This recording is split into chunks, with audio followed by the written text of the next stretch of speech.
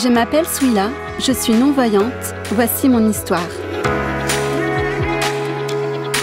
Je suis lyonnaise et j'en suis fière.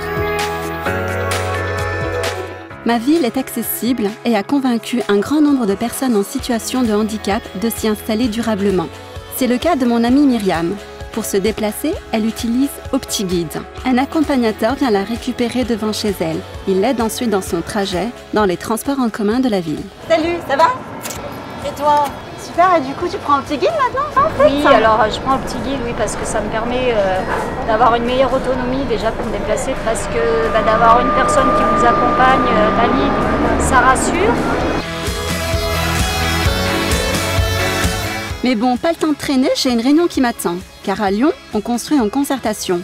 Les associations de personnes porteuses de handicap travaillent avec les services de la ville sur tous les aménagements publics. Aujourd'hui, on visite le parc Blandan, un projet exemplaire en matière d'accessibilité. Dès que j'ai eu la bande de guidage, en fait, qui était très détectable à la canne, parce que suffisamment épaisse, suffisamment en relief, j'ai pu la suivre tout le long. On repère bien les différences de revêtement. Donc le cheminement accessible avec le revêtement lisse est bien identifié. Mais sur ce sujet, j'aurais pu aussi demander à Guller de vous emmener au centre nautique Tony Bertrand. Accompagnée par un agent de la ville, elle accède très facilement au bassin olympique où elle peut nager en toute tranquillité. Bon, j'avoue, le sport, c'est pas trop mon truc. Ce que je préfère, c'est la littérature. Dès que je peux, je me rends à la bibliothèque de Lyon. Ici, j'ai accès à une grande quantité de livres audio. Les nombreux outils et services mis en place aident toutes les personnes confrontées au handicap à devenir des usagers à part entière des bibliothèques. Bouche piéton, rue du Colonel Chambonnet. Ah, j'ai oublié de vous préciser, si je connais aussi bien le sujet, c'est que je suis moi-même chargée de mission égalité à la ville de Lyon. Comme moi, beaucoup d'agents disposent de postes aménagés, à l'image de ce bureau qui permet de travailler debout.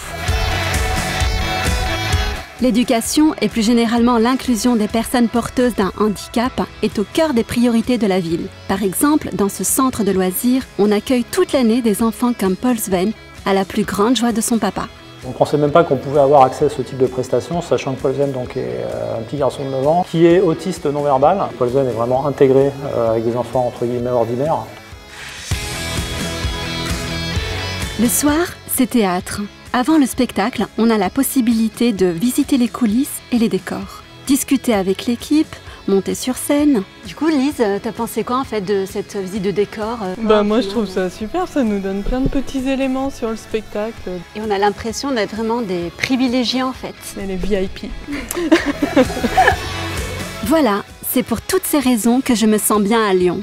L'accessibilité, c'est aussi l'affaire des familles, des professionnels, des touristes. Ceux qui profitent aux uns profitent à tous. Une ville plus accessible, c'est une ville plus ouverte et qui vit mieux.